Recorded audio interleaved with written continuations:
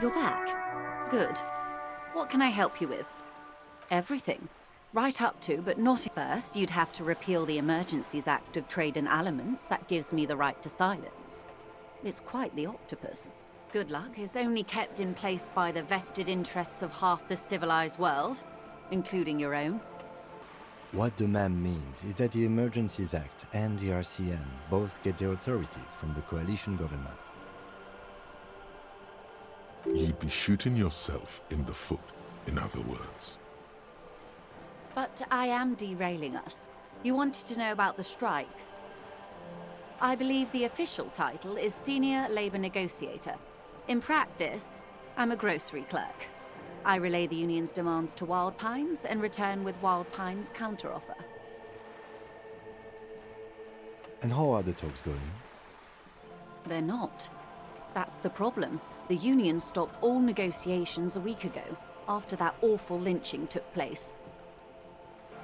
Wait, she just admitted that the lynching and the strike are connected.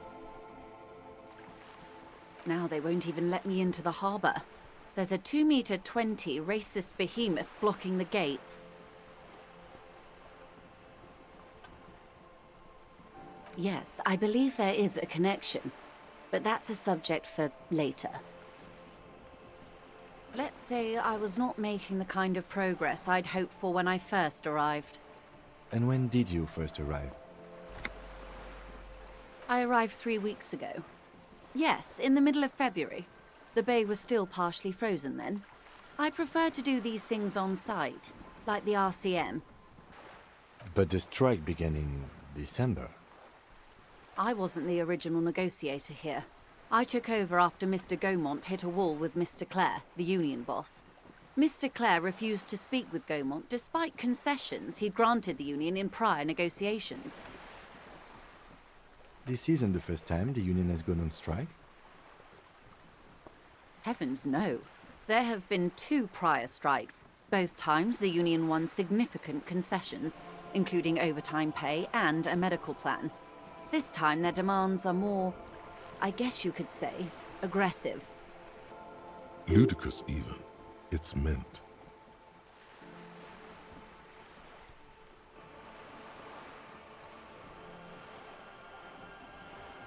Everard Clare is a man of the utmost integrity.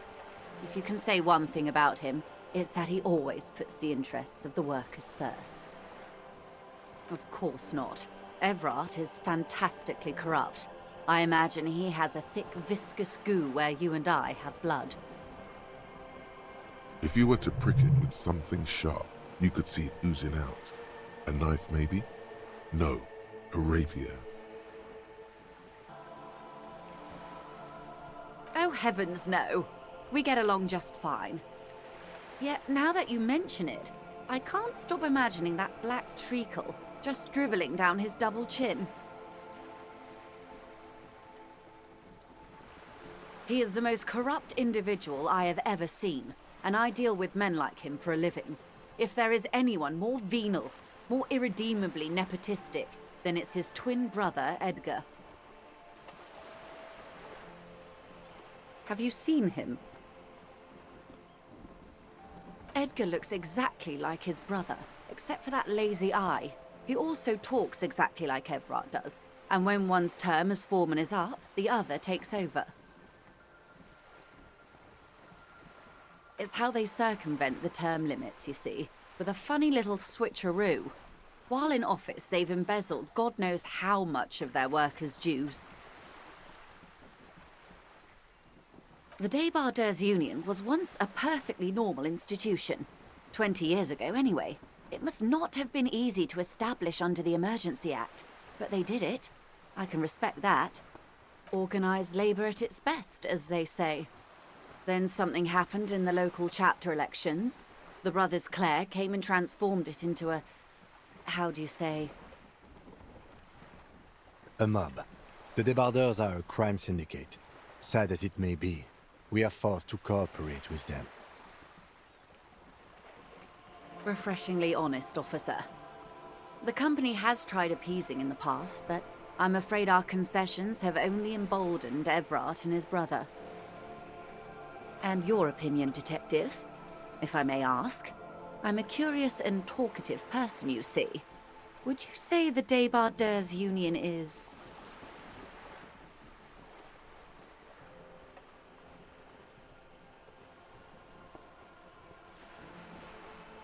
Thank you for being candid.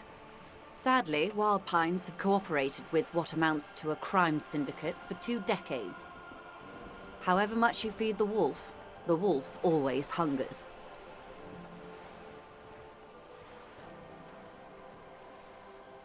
I'm glad you asked. There was a woman, the previous forewoman of the Union. She disappeared. Disappeared? Yes. On the last day of the local chapter elections, her daughter phoned in and said she wasn't running anymore, or coming to work. Ever. End of story. This forewoman, her name? Downright haunting, if you ask me. The Wild Pines suspected foul play, but what could they do? It was a Union matter. The point of the presentation is, these kinds of things happen around the Clares. Watch out when you're dealing with him. Thank you for your concern, ma'am. We'll be just fine.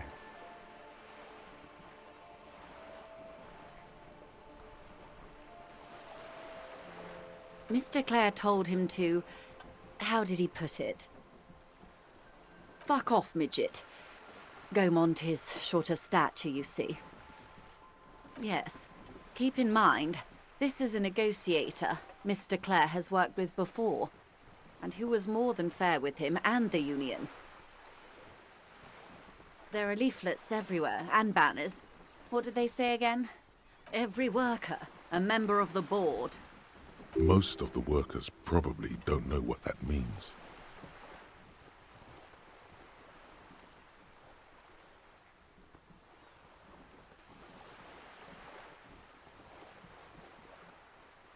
Fortunately, they explained it.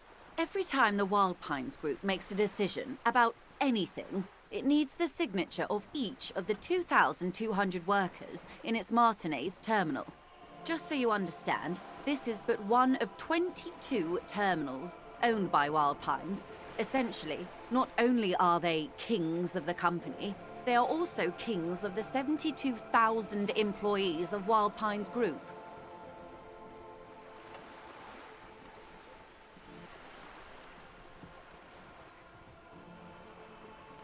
I'm not sure. Naturally, I assume that was just their opening position. A hard-nosed tactic with a side of mockery. But there's been no follow-up, just the same nonsensical slogan repeated over and over again. And now, people are getting lynched, I hear. Behind the whirling in rags. A disastrous situation if there ever was one. Excuse me, from whom did you hear about this lynching? I first heard it from the bowyer at the gates. The one whose very name advertises his aversion to work. I think he said it was, "Call me mañana." This checks out. The scabs? You mean the huddled masses of Jamrock, come to plead for work where the Union refuses to?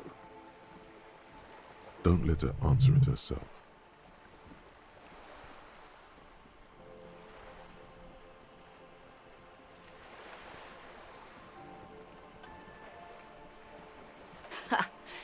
If the workers were organized by Wild Pines, then it would be a company secret. I could not share it with you. Not yet, at least. It's implied. She's open to discussing this matter with you at a later occasion. Of course. How else can I help? You have? And how did... Finally, time to choose sides.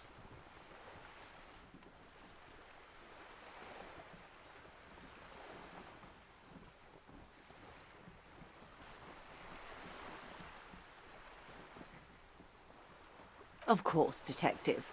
Excuse me for implying otherwise. The RCM does not pick sides in this. I hope it doesn't come off any other way. Of course. and I don't expect you to share anything he told you with me. I'm not a corrupt verm myself. However, if you felt like discussing something, how could I stop you? Are we not human? Are we not curious to hear another person's take? It's only natural. We would only be gossiping. Intellectually speaking, it would be quite interesting to hear what she has to say about these things. Tell her she'll like you for it.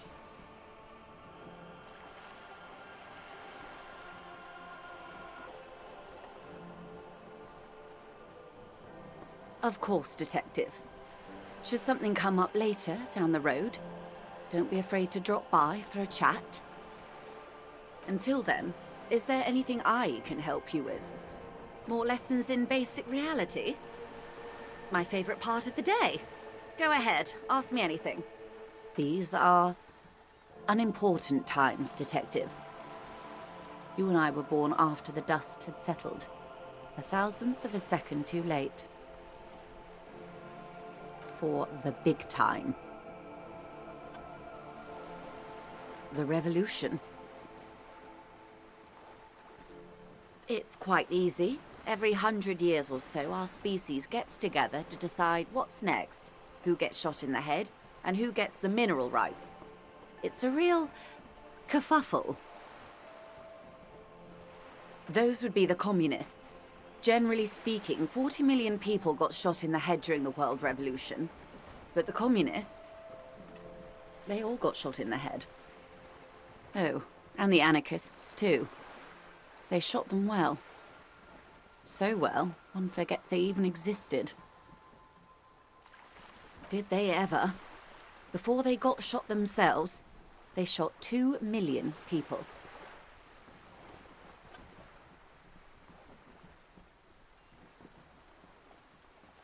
Yes, the Red Deluge. The Insulindian Deluge, they call it.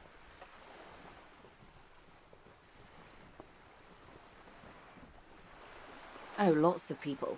Even the king got shot in the head, or thrown beneath a horse, or drowned. Accounts differ.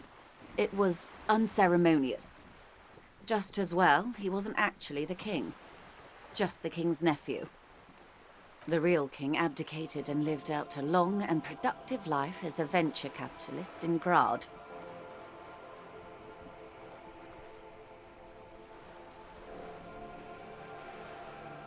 About head shooting?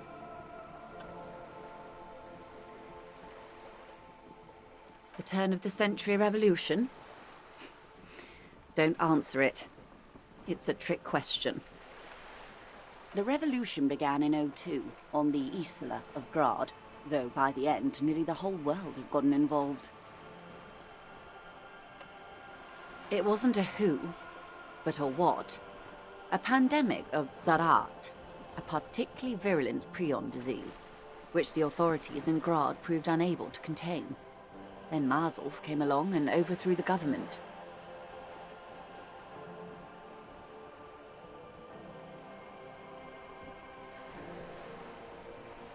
It made people overthrow their governments.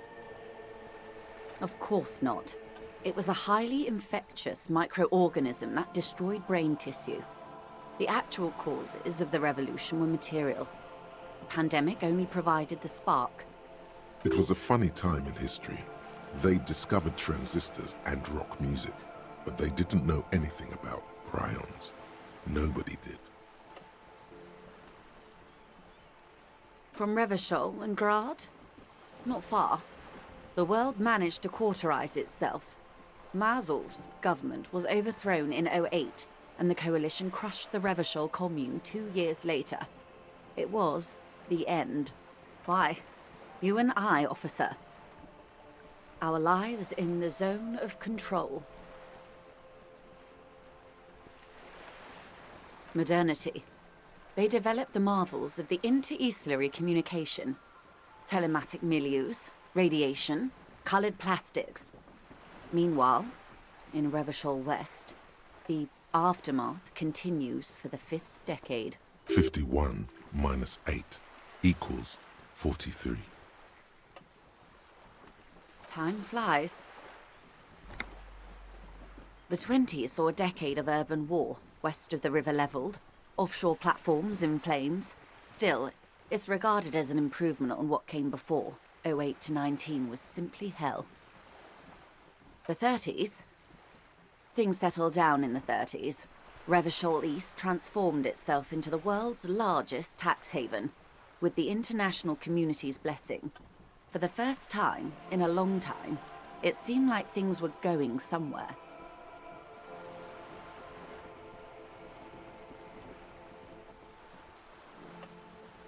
Yes, and quantitative easing. It was a market mirage, unfortunately. The 40s dispelled it. An Isla-wide hangover, you might say. So, here we are.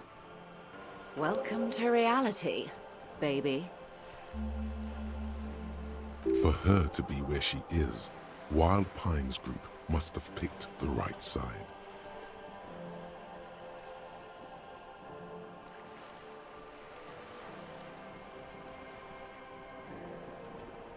Good question. What would you have done differently? And I asked you, past-less detective of the Citizens Militia, what insight has acute encephalopathy given to you?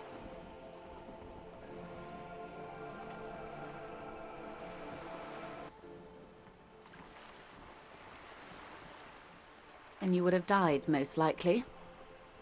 Not far from here.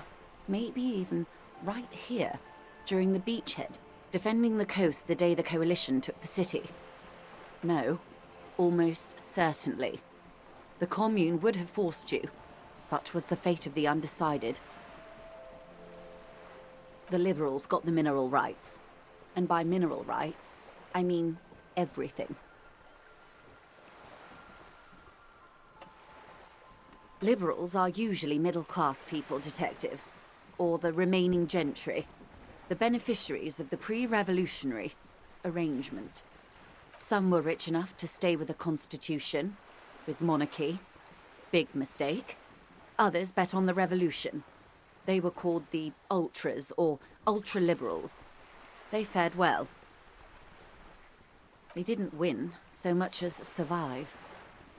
We were the last ones standing when the war ended. Everyone else got shot in the head, remember? We. She's one of them. Of course. To foreign intervention. The Coalition. Those people really took the mineral rights. The Liberals took everything that wasn't nailed to the ground. The Coalition took the ground.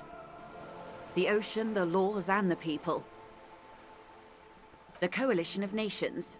Grad, Mesk, Vesper, Messina, Oranje, and Sur-le-Clay. The armed center of the world. They landed here and ended the revolution.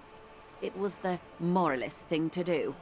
The moralists believe in keeping everything exactly the way it is. They believe in mineral rights, and not shooting people in the head. At least not in the same manner and volume as the others do. They are the long-standing provisional rulers of Revachol now, the coalition government. The rulers of Revachol, and also the world. These guys are strong. This is their zone of control. They embolden the RCM with crumbs of the same law they took. Technically speaking, you are a moralist. The color of moralism is blue. The official motto of Moral Intern, or Moralist International, is a blue forget-me-not, a piece of grey sky. Unofficial. For a moment, there was hope.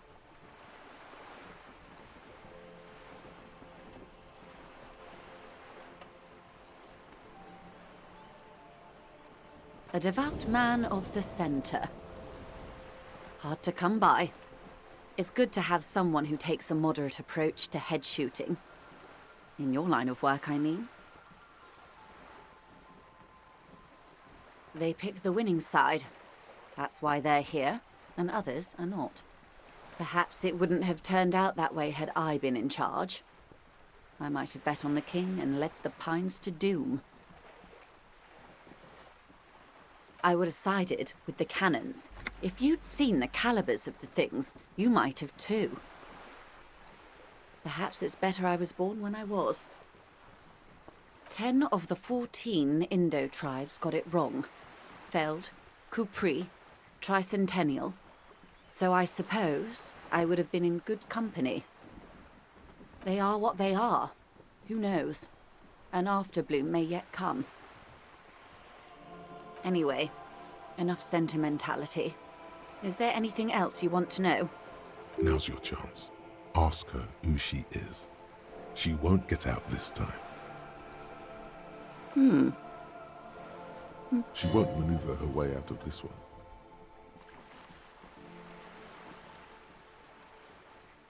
I am the vilest of the vile.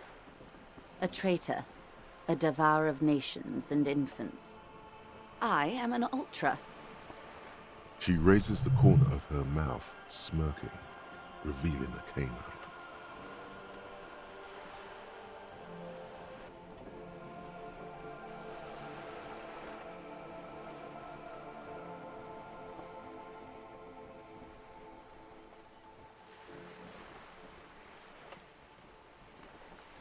Haven't you heard? I am a nether creature of the Forbidden Swamp. One of those who pushed the king under a shit wagon and betrayed the revolution. I can see you thought I'd gone extinct. No sane person identifies as an ultra-liberal anymore. Not in broad daylight. You're a centrist at heart. A real moralist. Tell me, now that I've uncoiled myself, do you find me frightening? In her green eyes, you see a mixture of truth and self-satire. Decades of guilt and pride.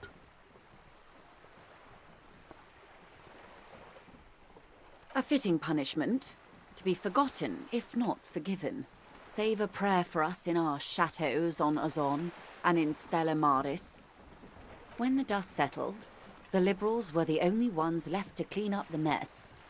By virtue of their survival, they were handed enormous power to shape the future. This was all our last generation managed.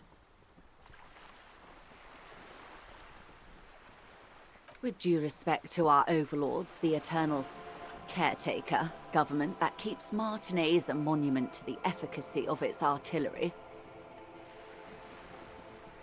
I would not have relinquished sovereignty to the Coalition. Not here in Martinez, and not in the Stella Maris or Delta Beachheads either. If not for my own sake. She realizes her small, cold fists are clenched. She loosens them. Then for my daughters. We had an obligation to defend our sovereignty. We should have burned the whole Isla down rather than let them have it.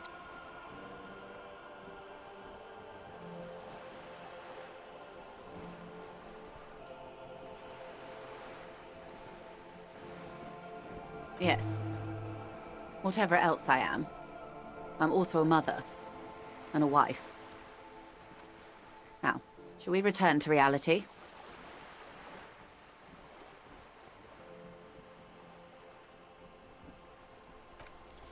A strange... It's on the tip of your tongue. A doubt of sort. It remains a mystery what you mean by... Glad to have been of assistance. Hello again, officers. Have you come to admire my mural? They do say the painter always paints his own portrait.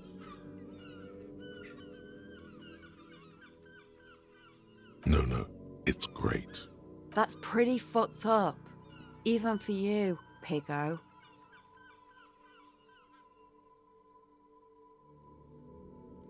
You're a real sad sack. You know that? Go ahead then. Art it up. Just try not to hurt yourself. And no self-portraits. Oh, but I'm all out of fuel oil. You know what you should be able to find in your government-issued vehicle? Red-dyed heavy fuel oil. Are you kidding me? Fuel oil is so much cooler. No way you're disfiguring that beautiful wall with something as pedestrian as ordinary paint. My fuel oil is for my kinema. Use your own fuel if you are unable to contain your artistic impulses, but please, leave my kinema out of it. Understandable. Maybe I don't understand something. But yeah, all the checks are done. For today, for now at least. I have no idea what to do. I have to kill time somehow. Finally. Volumetric shit compressor. Bizarre scientific news from Revachol West today, where a police officer's shit has been observed at a pressure of around 495 gigadecimals. These metallic hydrogen levels of shit togetherness were thought to exist only at the center of collapsing stars, not law officials. It remains to be seen how long the shit singularity lasts. Nice. There he still is, looking right through you with his white eyes. The body below is entirely dedicated to that corpse smell. Emitting it is all it does now. Shit compressed, I see. As you breathe in, the odor comes over you. It's a smell of the mind telling you to run, and your stomach to wring itself empty. With your hands at your sides and your eyes squinting, you stand in it.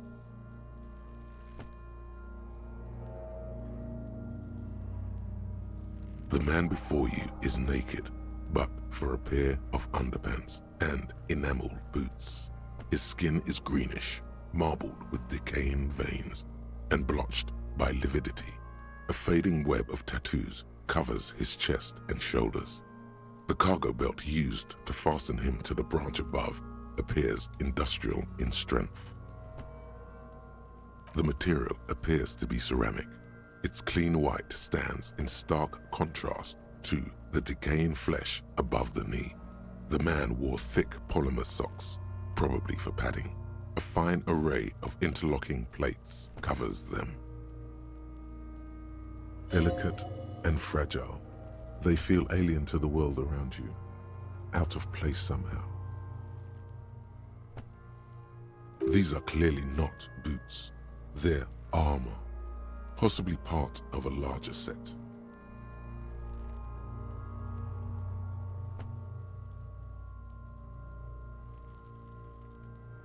Indeed. Technically speaking, these are sabatons, not boots.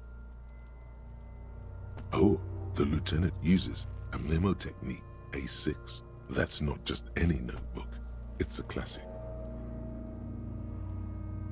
It's all you, baby. Ceramic plate. Zirconium dioxide, most likely. This is where the make would be. Under the hill. Fair weather. Fair weather model T500 VE. I'm guessing that's vitreous enamel. This is advanced stuff.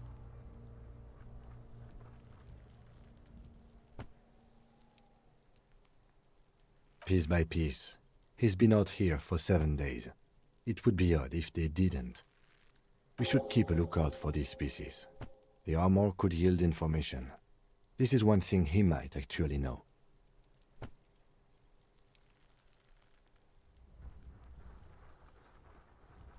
The sabatons dangle off the man's decaying form, ageless and synthetic.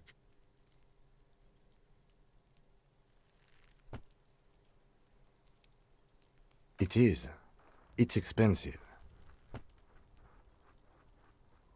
We've requested similar material for our tactical units for years now. The constabularies deemed it too costly. In that time, we've lost 6 men to semi-automatics. For a full set, about 4 years of wages. For the northwest region of Revachol, An officer's average yearly income is 5,500 real, unadjusted for rank.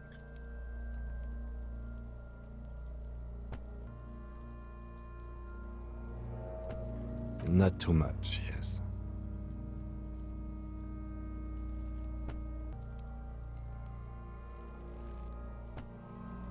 It's a sorry situation, I agree.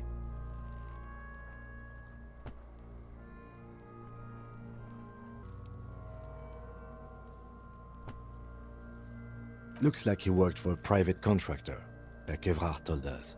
Wealthy, with state ties. This is way above what we have. A small bell-like sound fills the air, like tapping on the side of a porcelain cup. Suddenly, your biceps coil up. Your elbow is sharp and cocked for a punch. It's anything but. This material is a kinetic redistributor. It spreads kinetic energy horizontally, from plate to plate, dissipating it entirely. See? Faint, organic lines cover the plates where they separate into smaller ones. These plates then divide into smaller plates until there are hundreds of them altogether. Like whirls of floorboards, the design looks organic, influenced by highly resistant wood materials like lignum vitae and ebony perhaps.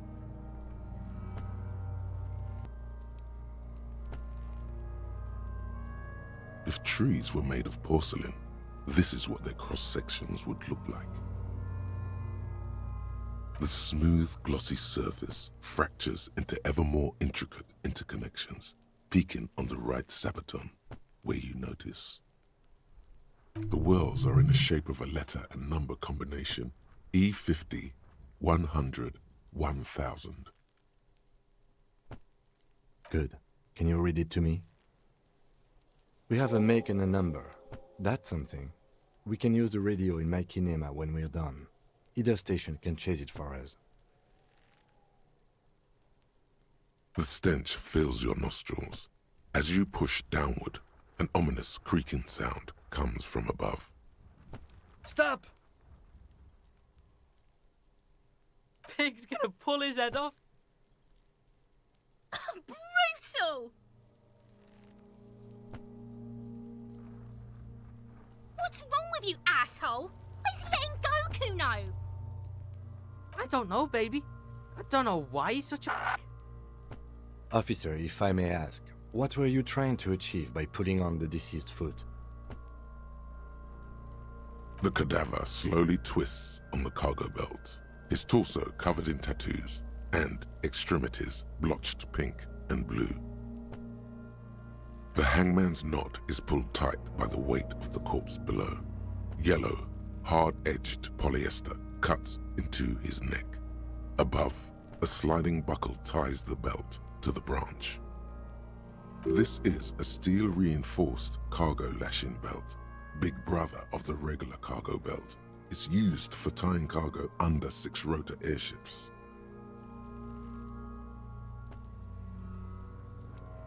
Airlifting. I thought it was used on lorries for strapping cargo to them.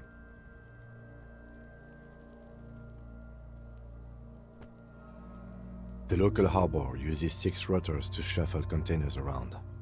I get the sense they use whatever was on hand without paying much attention to not incriminating themselves.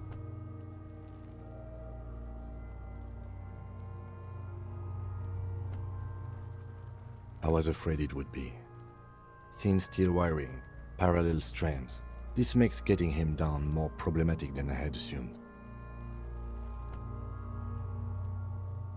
A noose is one of those things that's easier to use one way around. That ladder can't carry a grown man. I didn't see any splintering either, did you? I think they lassoed the branch, then pulled on the belt to close the buckle. Could be. The shape of the branch supports the theory. Right now, everything seems to fit their confession. The cadaver hangs from the cargo belt, limbs limp and torso covered in tattoos. An intricate web of blue lines stretches across the torso, from the right shoulder to the solar plexus. Each time they intersect, a small white star is formed in their crossing. Hundreds of fading asterisks riddle his skin. Their concentration is highest around his heart.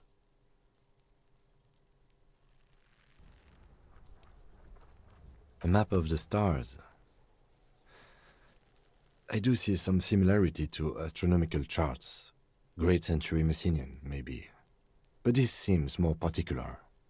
Customized somehow. As if someone left out most of the night sky, filtering it through personal choice. The principle of this filter remains unknown to you. The thought dissipates, and you feel as though you were only half right. So am I. He wears a wide leather belt around his waist and a gun holster under his arm. He takes a thin piece of milled aluminium from his coat pocket and pulls it open. Sounds like a sword being unsheathed. A small lens appears, some sort of camera. Shit, Kuno! What the fuck is that? An instant color camera. I have only 2 ampoules, so nobody move. I don't want to waste one. A sound, a shrill flash, followed by the breaking of a small ampoule of glass. You see streams of color pour onto the thick, glossy piece of paper, rolling out. In case we need it. Yes, it is pretty cool, isn't it? There is only one ampoule left. Use it wisely. It contains insight to the victim's person. This was a man of physical violence. The story he wanted his body to tell was important to him. It is his, sure. Just don't lose it. The glassy-eyed corpse looks by, his mouth mute and his skin as colorful as the chemical rainbow on the photo paper, teeming with opportunistic organisms.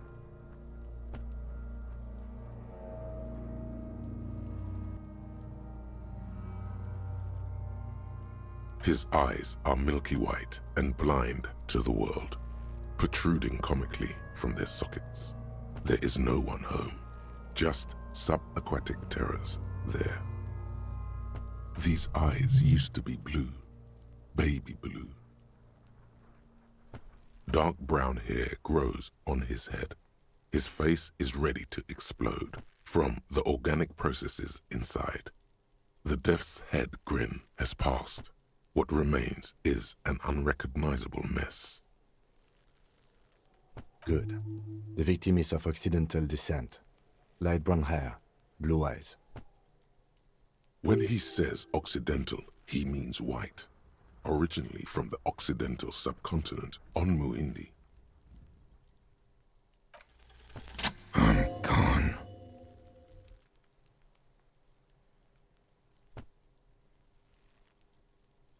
Into the wild pale yonder. Oh, just great. In the past, way out in the west. I'm a joke. Look at me. There is nothing funny about jokes either. A killer, a motherfucker, and a killer. Go ahead, Cobbo. What do you mean? It's the power of your imagination. Go ahead. Ask me more questions. Because you're a copperoonie. Look at all of them go. Do you want more questions? Coming right up, copperoonie Rooney. This is getting upbeat now. Because you have loved it, me and Brother Copo. It was love all along. Sure, Lobo. I can ask you a question. Why are you doing this? Looking at my face, motionless, looking into my eyes, standing here. Why are you investigating my murder?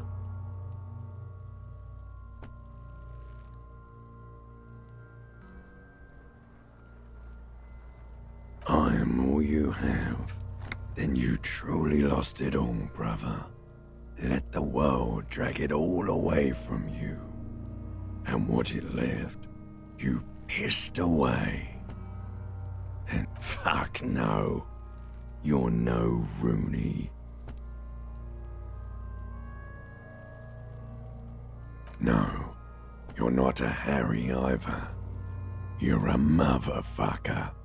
That's who you are. Rooney the motherfucker. Do I remind you of someone? A child born with Muller's disease, harlequinism, grown up miraculously. You sure I got out of that one? Coppolini. Come back later, Coppo. As you narrow your eyes, the monster before you blurs into a violent mess of green and pink. This is a trick. You've done it before. Pink is where the blood settled in the first hours post-mortem. You can use it to see if the corpse has been tampered with. Does his position at the time of death match the discoloration? Only the lower extremities are pink with a dash of blue. His fatted hands, thighs, and his neck, just above the noose. The rest of the corpse appears dark green in the cold spring air.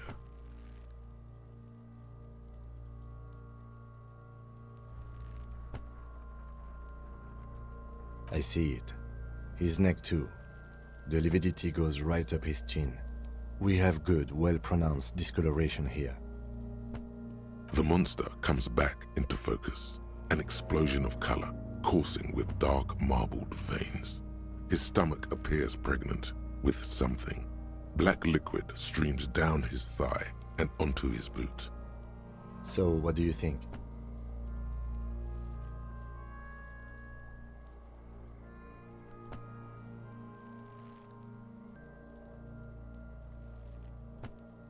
Agreed, especially on the neck. The belt acted like a tourniquet, keeping the blood in his head. The hypostasis supports a hanging. You would still like the hypostasis marks in the neck to be a bit more pronounced.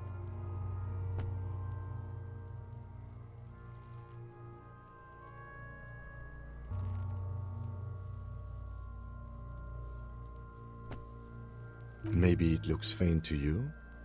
It could be more pronounced, actually. Dûment noté.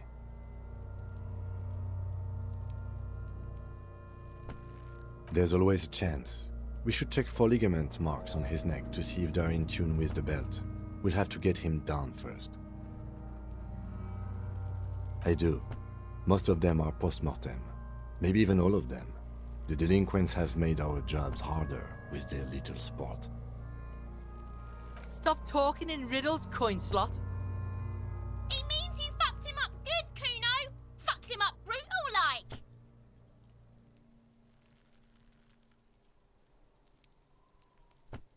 But there is no breath to catch. Only the cadaver filling the air and your nostrils. He slowly rotates before you. Are you sure we finished the preliminary examination of the cadaver? We might miss some of these things once he's done. The cadaver slowly twists on the cargo belt. Of course. Come back later, Corpo. As you narrow your eyes, this is a trick. Only the lower extremity. The cadaver slowly twists on the cargo belt. His torso covered in tattoos and extremity. The steel-reinforced belt presents a unique challenge. I brought chain cutters, but I don't see a good angle of approach to the belt. He doesn't actually think the challenge is unique. He thinks it's frustrating, annoying, and harder than he thought. The cadaver is a good 1.2 meters up. Neither one of us can reach the belt without assistance. And even if we do, there's the question of cutting the airship strength material. An acrobatic maneuver would solve this situation. Nothing can go wrong with a good maneuver.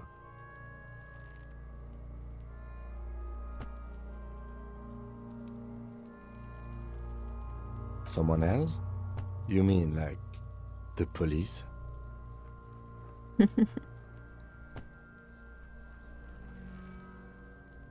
Someone like a paid garbage man? Or a cleaning crew? I have bad news for you. That is a detective. Oh. I know it's hard, but I assure you, the others won't come to help us. And we have a growing sanitary concern here. We need to get him down, fast.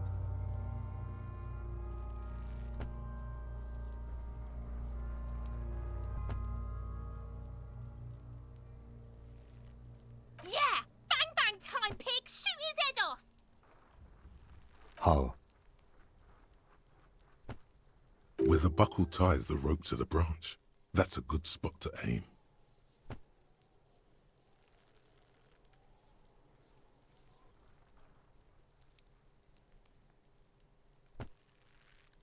Where?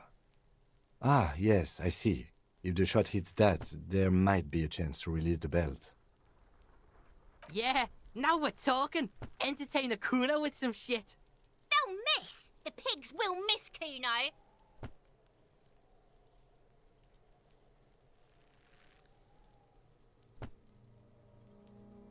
Silence. With his elbow sharp, the lieutenant unzips his jacket and produces a lightweight firearm. He drops a paper cartridge in the barrel, separates the scouring stick, and gives the cartridge 5 tucks, securing it in place. That's a Kiel A9090 Armistice, mass-produced muzzleloader, ascetic, frugal, one of the most common firearms in the world. He then steps back and assumes the fellow Stess position, taking aim. The corner of his eye twitches. His finger is on the trigger. He's gonna fucking miss! The kid's voice is drowned in a shrill blast that echoes off the walls of the surrounding tenements. A cloud of smoke slowly parts in the air as the lieutenant steps back and says to himself, God damn it. a lot of things were wrong with that shot. The fellow Stess was the wrong choice. His shoulders were raised, but above all, he cannot trust his eyesight. Fucking idiot! Mookabat asshole!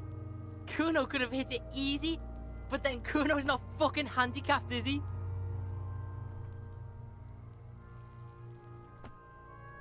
No, we are lucky as it is. We didn't break anything, and the victim remains uncompromised. Any more mistakes could put us in an unfortunate position with the locals. We have eyes on us. I didn't do us any favors with that. Kuno's sorry too. Kuno feels sorry for the Beano Cloud. The lieutenant doesn't say a word, just looks at the gun in his hand. Oh, you're thinking about it, huh? I have to say, it's beginning to look unlikely we can get him down without assistance. You know, you don't feel like too bad of a shot yourself.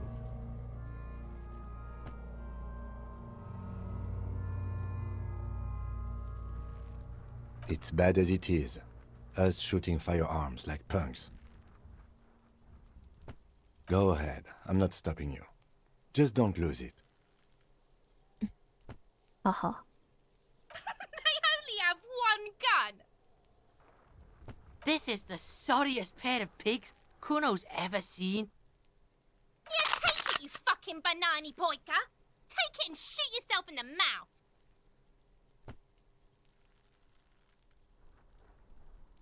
The cold piece of bakelite and gunmetal is surprisingly light. Your fingers fit right through the guard, instinctively resting on the trigger. You've held this, an A9 Armistice, before. At some point, it probably used to be your choice of firearm. It still feels comfortable, like you never laid it down. The fuck are you waiting for, Kuno? Tell him to shoot himself in the mouth! The buckle comes into focus in your sights. You stand with your feet planted firmly in the ground and your left hand supporting your gun arm. I'm gonna suck. Why don't you just shoot yourself in your Oh. mouth? At least you won't miss.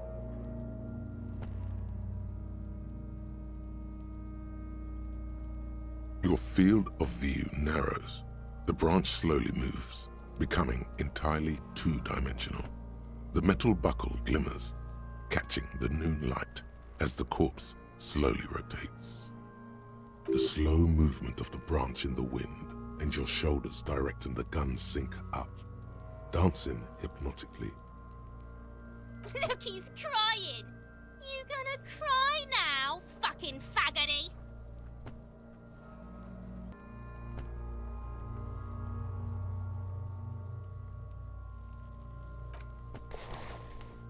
I agree. Enough gunslinging for today. I suggest we go to the harbor and ask the leader of the Union to help us with the body. I would have preferred us not to owe the Union anything. Inside, you see a set of steering levers, a radio microphone, a pull-out toolbox, and the soft glow of the fuel preheater gauge. This is Precinct 57. How may I assist you? Sir, officer. What's the number? And the make of the armor, if you know it. Got it.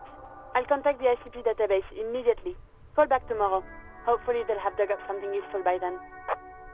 The International Collaboration Police, ICP, is an inter-Isolari law enforcement service, the crown jewel in the moral intern diadem, alongside EPIS and the coalition government. 57th, over and out. In the cabin, you see a set of... Mr. Dubois, every worker...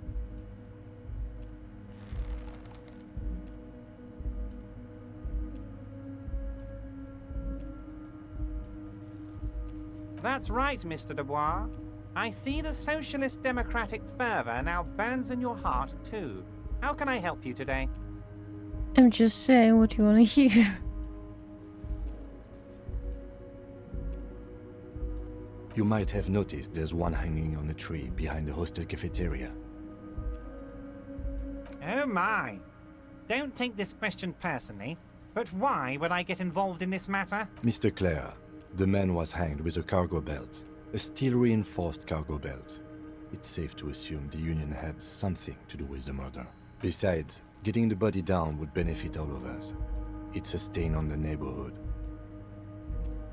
I can certainly see how having him up there might start affecting some real estate values. But of course, all joking aside, I am going to help you. Jean-Luc, my boy, I'm sending 2 police officers down. They have a dead body in a tree problem they need help with. Namely, they need it to be taken down. And Jean, please take it easy with the race signs. That's a yes to getting the body down, no to the race science.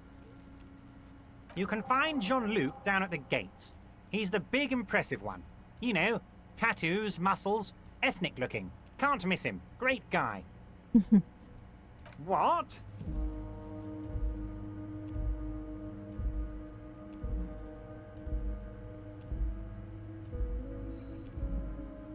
Did I? Well done then, Harry. I like not knowing about it, and I'm sure you made the right call. I spend the whole day delegating tasks, and it's a great relief to see people taking initiative. I don't even want to know what all of that means.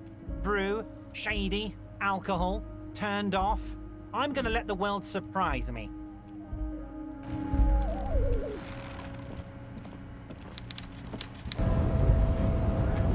Your race descent has only worsened since I last saw you. You have really let yourself. I am not the first line of defense. I am the last. In addition, these so-called Hardy Boys are an effeminate clique of bodybuilders. Their company is spiritually degrading. You pick up on something artificial in his tone, like he's putting on an act. This is unlike him. he is usually more himself.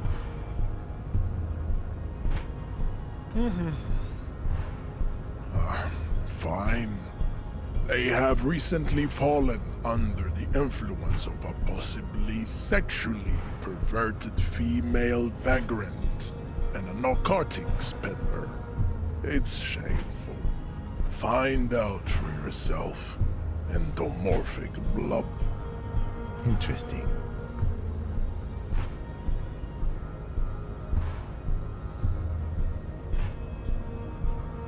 So it was. You surmounted the harbor wall in a display of athletic prowess to reach my superior. Then had him give me an order. I salute your cunning, and I will remove the body from the tree with my bare hands. You're so noble, Measurehead. There's a but. But while I am gone, someone must stand guard on the bridge. That someone needs to be you. Both of you.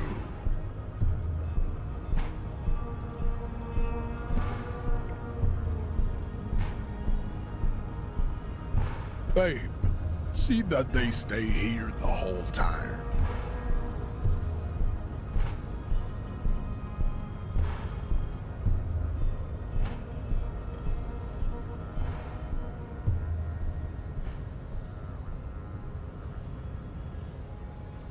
The woman's gaze follows Measurehead as he leaves.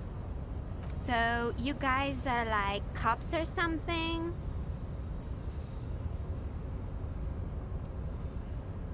Look at him. His craniometric perfection. Are you cops or what? Have you ever thought that maybe things should go to shit? I'm Katya, by the way. You hear that? That sound. He's breaking something.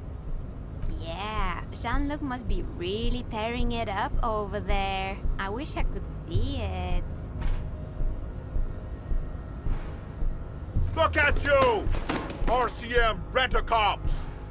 Guarding that bridge like Everott's lapdogs! Is this where it's at now? The RCM is for sale! And who are you? What is your business here? Why are your clothes 4 sizes too small for you?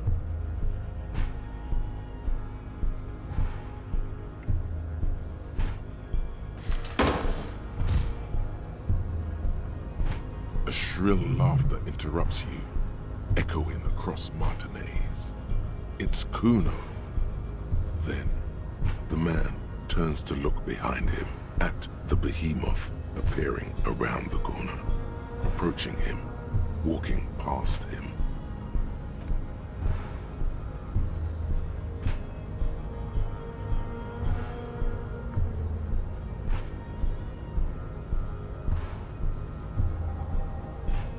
The corpse has been removed from the tree.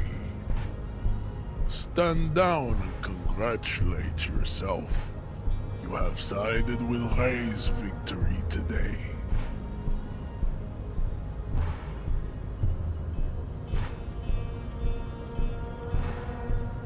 Farewell, ham sandwich. You are a Union man from now on.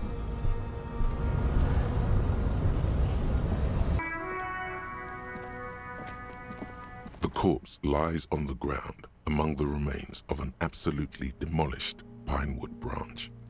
It's gently laid on one side.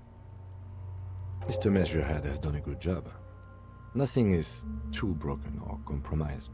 The victim is ready for a field autopsy. Yes. 1. Investigation of the scene. 2. Initial examination of the victim. 3. Field autopsy. 4. Transportation of the body to the morgue. We are on number 3. The RCM's 4-phase murder scene processing manual. The fuck are they on about? Cop's gonna cut his shit up.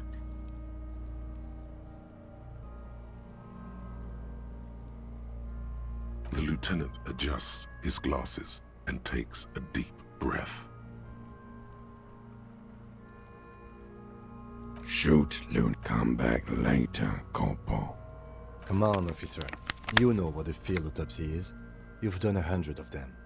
What you do know is, at 18.9 kilometers, the dormant shield volcano, Corpus Mundi, is the world's highest summit, and the failure of the 38 single, Et puis descend, to crack the top 20 was the death knell of disco. But what a field autopsy is, you have no idea.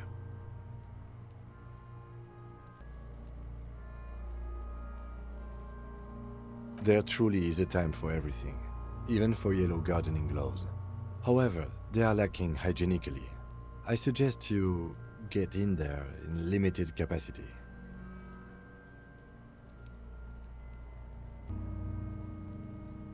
I'll ask you when I need you to.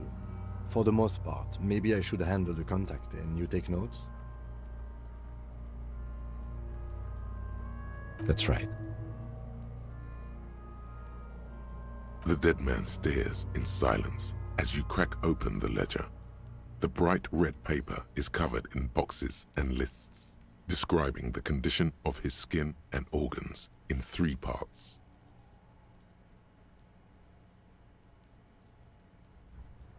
Above those, an 11-field info form needs filling out first. It begins with,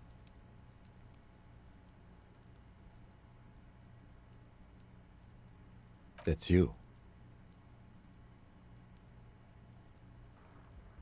the corpse is indifferent to your scribblings, just lies there. The next box says, KK57-0803.0815. KK equals Kim Kitsuragi. 57 equals Precinct 57, followed by his date, 0803, and time of arrival, 0815, on the scene. He's indexed the case after himself, not you. That's because he doesn't want to bring up the messy question of your initials.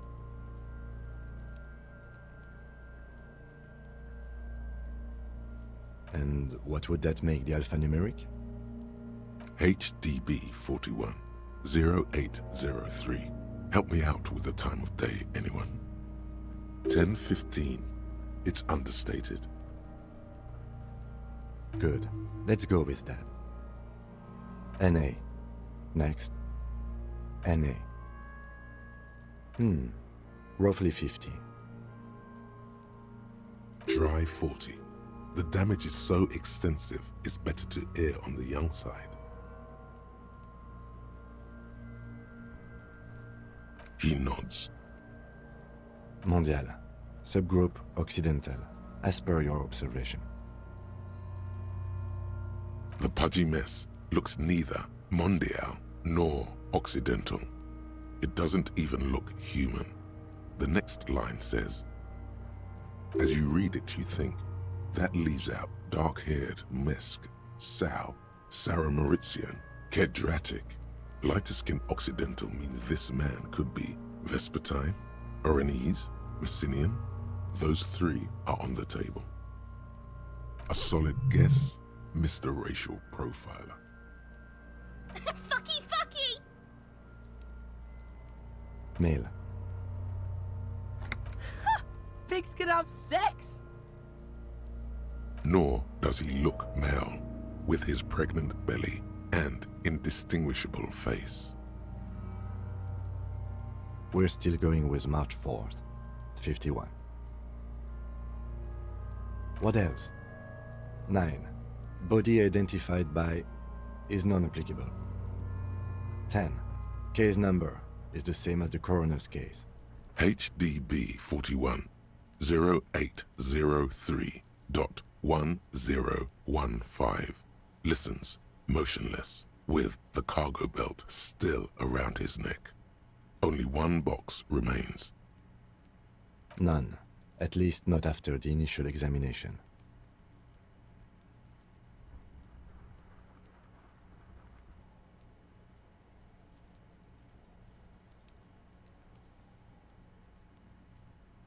They'd have to have incapacitated and carried him over.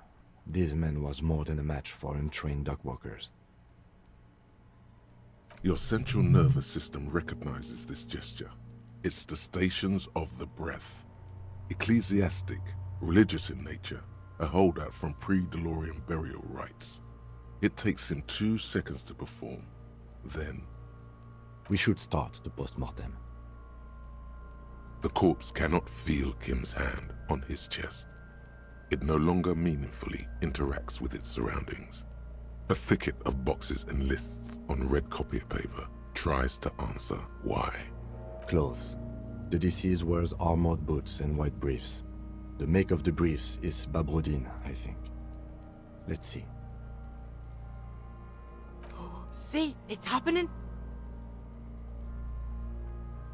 Babrodin, yes. Inexpensive. Size M. Color white. The disappointment is palpable. The red-haired thing was expecting something more lurid. The boots are ceramic, vitreous enamel. They are fused to his skin from blood flowing downward post-mortem. Removal of the boots is left for processing. The boot has a serial number. It's E50.100.100. The lines between the plates are in the shape of the alphanumerical. The number is purposefully concealed by the design. Tattoos.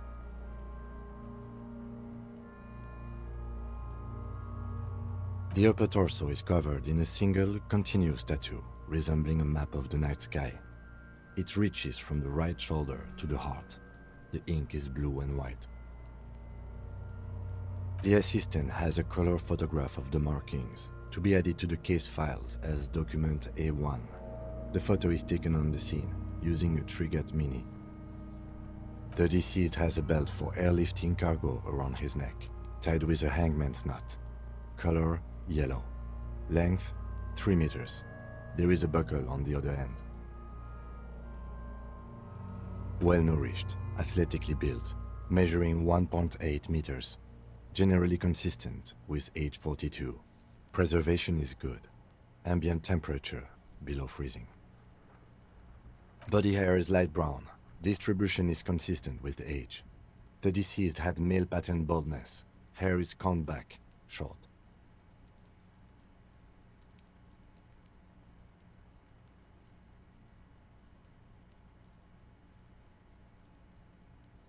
Lividity is consistent with hanging, albeit faint, as noted.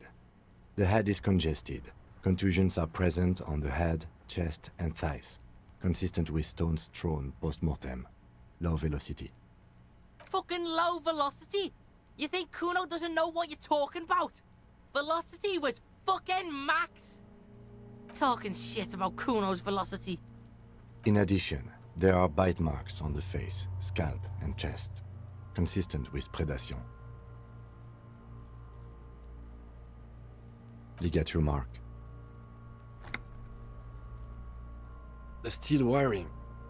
There's too much of it. We need to remove the belt so we can get to the ligature mark. You got just the right tool for that. The chain cutters.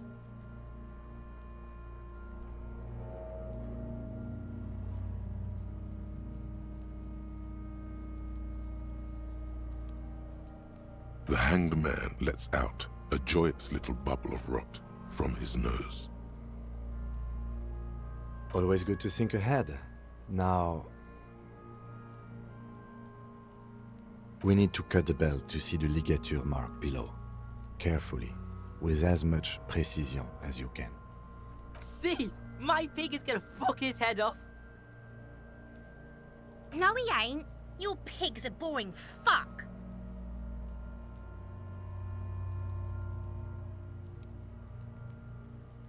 The belt is equally tight around the whole circumference of his neck, swelling over the edges like white bread rising from the east. The knot is the weak spot. The chain cutters fit in there, steady now, like a flower arranger. 2 cuts and it should come loose. After some deliberation, you sink the cutters into the knot tying the belt together. You squeeze the rubber handles together. sweat forming on your brow. Snap! The knot is slashed. Another cut and the belt falls apart like a flower bouquet, revealing the dead man's neck and the dark red ligature mark around it. The rope rises to a point, leaving a gap in the ligature mark. The suspension point is in the back of the neck. As it ought to. This is where its grip on the curdled meat is gentlest, pulling up. Hemorrhaging is observed on the skin, above and below the ligature mark. The mark is well pronounced, consistent with a drop from 1 or 1.5 meters. Chest is intact, normal contour, abdomen is protuberant, pelvis intact, genitalia... No! It's gonna happen, see! I fucking knew it! Genitalia is male and unremarkable. No evidence of injury. The dead man's penis is average-sized, congested from the downward collection of blood. The testicles are uneven in length, hanging underneath. The genitalia is greenish. Marbling is present around the crotch. Back is symmetrical and intact. Upper and lower extremities are intact, but asymmetrical. There are combat injuries on the right hand, thigh, and hip. In addition, I see smaller, residual scars, too numerous to count, covering about 30% of his skin. From wounds sustained over 2, maybe more decades, dispersal and accumulation indicates long and active combat duty.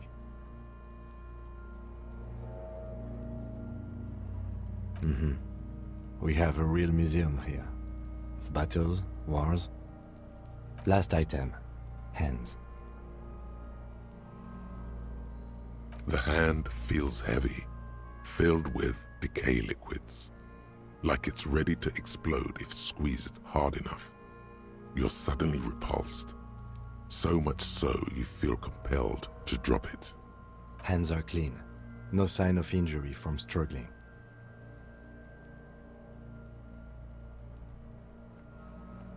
Ooh. That's all for the external. Well done. What next? Central nervous system. I have nothing. Do you have anything on this man's central nervous system? Of course, there is a moral to be drawn from it. A moral to this story. What would that be? The dead man looks, too, with barely contained excitement to hear the moral of his story. I think that may well be the moral of every story, officer. Good. Musculoskeletal. Purge fluid is coming from the mouth. Not injury related. Eyes and tongue protuberant. Hyoid bone. Let's see. With his eyes almost closed, the lieutenant puts his hand on the dead man's throat and begins to massage it, gently. A rotting smell erupts from the mouth. Purge fluid runs down his lips, black and viscous. You hear cracks as the lieutenant moves his sharp fingers inside the flesh, like the creaking of an old house at night. Yeah, jack that fucker off! The hyoid bone is fractured. The rest of the musculoskeletal system is intact. Unremarkable. Respiratory system. Oral cavity shows no lesions.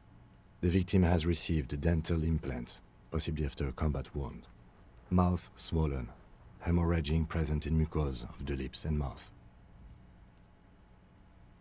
No scream, no sigh of relief rises from the darkness inside. It's humid there. Sickly sweet air, unlike anything living. You feel like you're about to throw up again, straight in that mouth of his.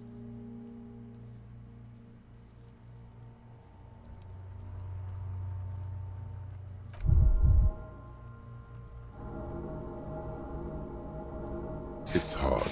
Once more, you taste stomach acid in the back of your throat. A contraction. Your throat pumps a little something from your stomach and into your mouth. You're forced to swallow, just to keep looking. Inside, you see darkness. Just a mess of meat and darkness. Hemorrhaging present in mucus. Hepatobiliary, Na.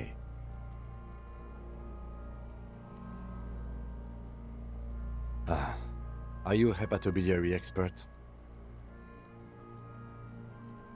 Hepato means liver, and biliary, the gallbladder and bile ducts.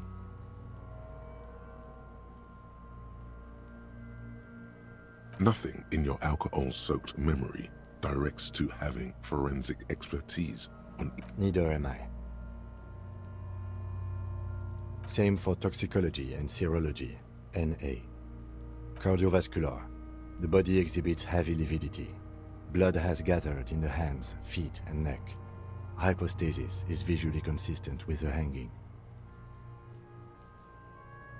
Gastrointestinal. This will do.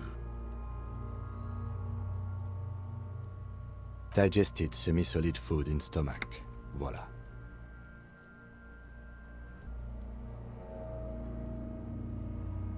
What's next on the list? Let's see. We have bite marks, contusions on the head and chest, and a ligature mark encircling the neck. You'll need 3 fields. Leave a 4th one too. Be thorough if you want maximum results. Head, chest, and scalp bite mark injuries. Predation by birds has caused damage to the body. Odontologist does not need to be consulted. And your opinion, officer?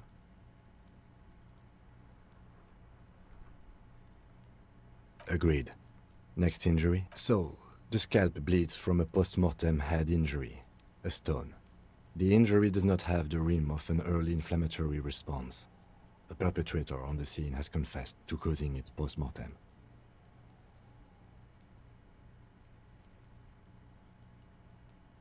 At maximum velocity, fucko! Has confessed to causing it at maximum velocity. Coagulated blood sticks to his scalp and chest, where the countless stones have... Right. Next.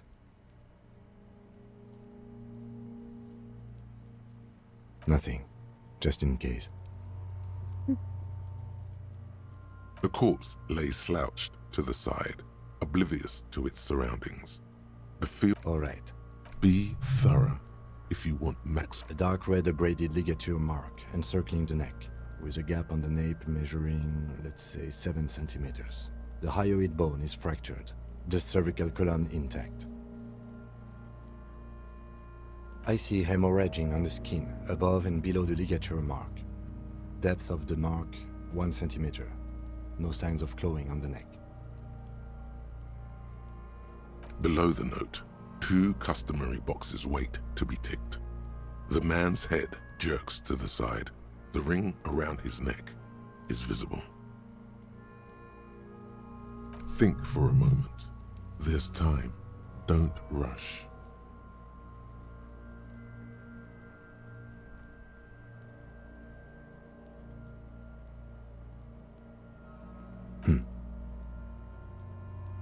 Why do you say that?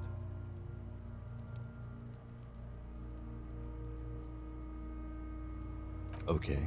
Why don't you think it was fatal?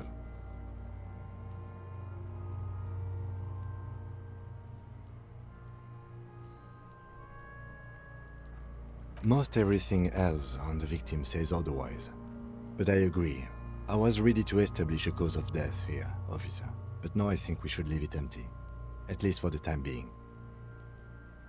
Let's wrap this up. I pronounce this field autopsy over.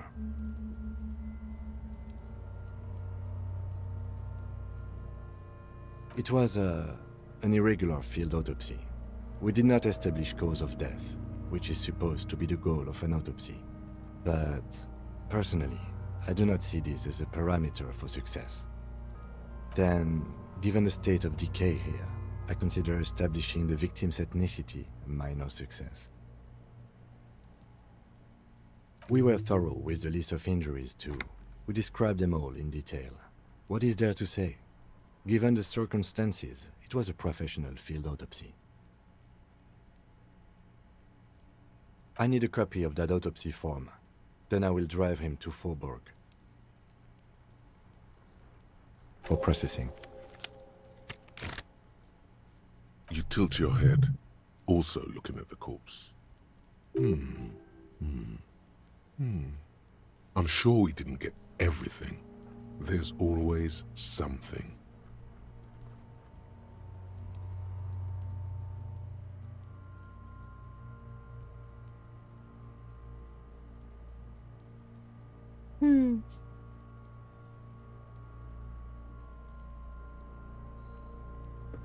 That's interesting. So me choosing a smartass makes me arrogant? Ugh.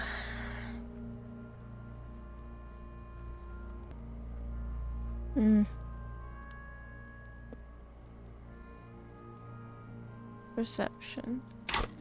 Can I put something in perception right now? Will it help?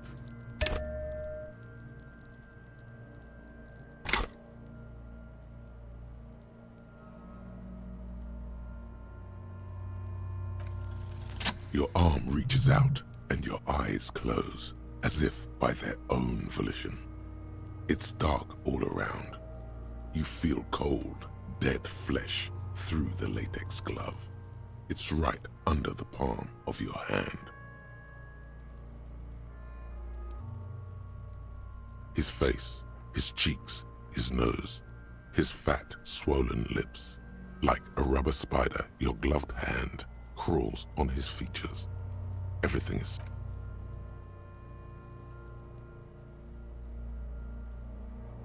The oral cavity is cold and moist. A ball-like tongue attaches itself to the base of the mouth, lolling around like a scallop.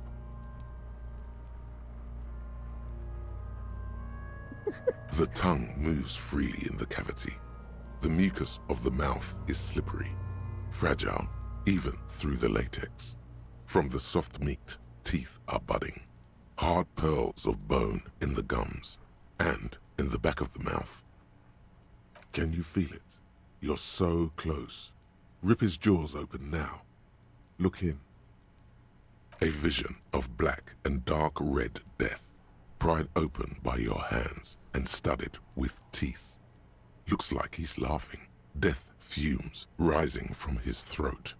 And there, in the back of his mouth, above the bell of the uvula, right in the soft palate, you see a hole, barely visible to the human eye. It is swollen shut, almost vanished. No larger than 0.4 centimeters in radius, the edges appear darkened. An abrasion collar. This is what we're after. Abrasion collar. Kuno is silent. A black trickle of liquid runs into his throat from the wound. Your index fits right in there. A tight tunnel of flesh opens up. Tissue damage. Wide enough for 2 fingers. As you push both in, you reach through his mouth, right into his brainstem. The fuck is happening? Ah, shit, see?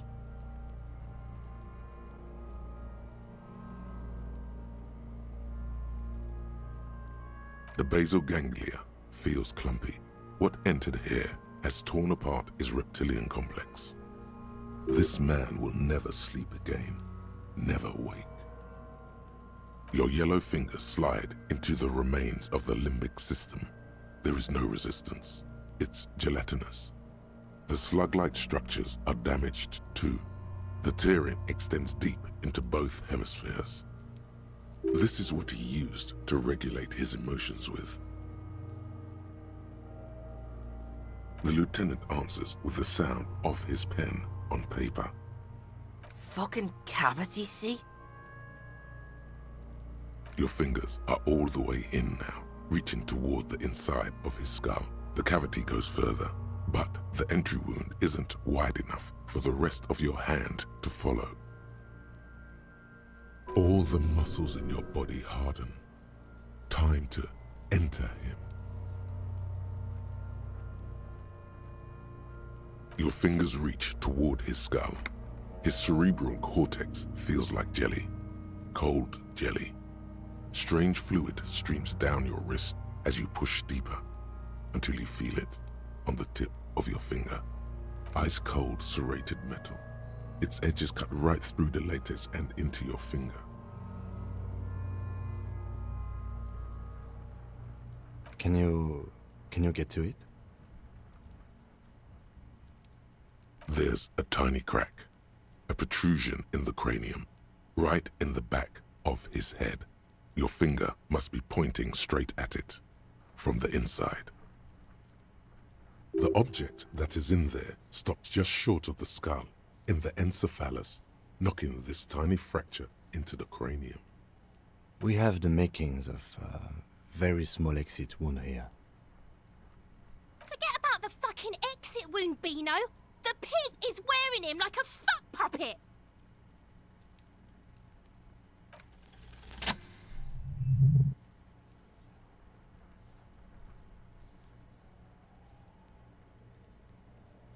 You pick the object between your index and middle finger. It feels sharp, like metal. With your face twisting from pain and concentration, all you need to do is just... The inside of the head feels cold and smooth, like a glove, sweat dripping down your brow. Careful not to lose the prize between your fingers. With a plop, your hand emerges from the mouth. The garden glove is covered in blood right up to the wrist. Between your fingers, a small flower, a blossom made of lead. Fucking beautiful! A bullet.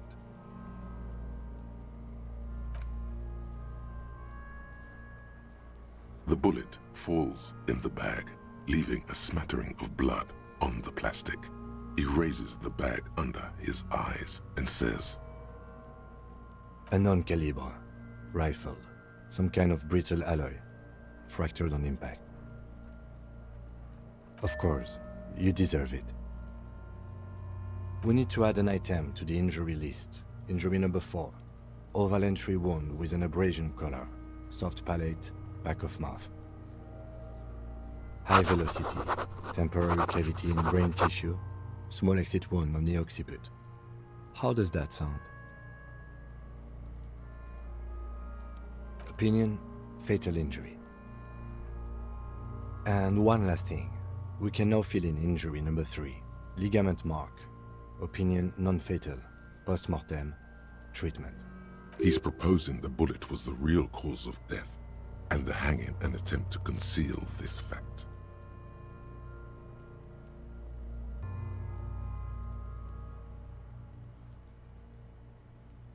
Yes, and the belt around his neck. The hanging. Even dragging him to the yard. All of it was done after this man was already dead. I have had my doubts since you showed me the tracks. Why did they carry him over? Why not march him, I thought. There was no satisfying explanation. There have been other signs too. Small things. We were right not to assign hanging as cause of death, as the perpetrators expected we would. No such luck for them. There is, of course, the very real possibility he was both shot and hanged.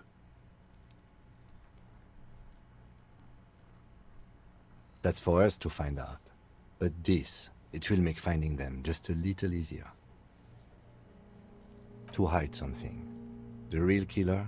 The real motivation? What really happened here? Yes, we should take a closer look at it. I am certain it has more to tell us. This little thing could reveal much about the weapon that shot it. Oh, you really do. I am glad to hear you say that. Your room in the Whirling in Rags should come with a bathroom. Be sure to make use of it in the evening. We bag the corpse and carry him to the holding pen of my kinema. I can transport him to processing myself, but I will be gone for the rest of the day. Work on the case. Tend to personal matters. Try not to do anything too dangerous. An officer needs backup in a neighborhood like this. I'll leave that choice to you. And one more thing. Great work, detective. After you bag the corpse, Lieutenant Kitsuragi will leave the party until tomorrow morning. You can do side tasks and even the main case, but it might be more difficult. Plan his exit accordingly. All right. I will need a little help carrying him. You take the hands, I'll take the legs.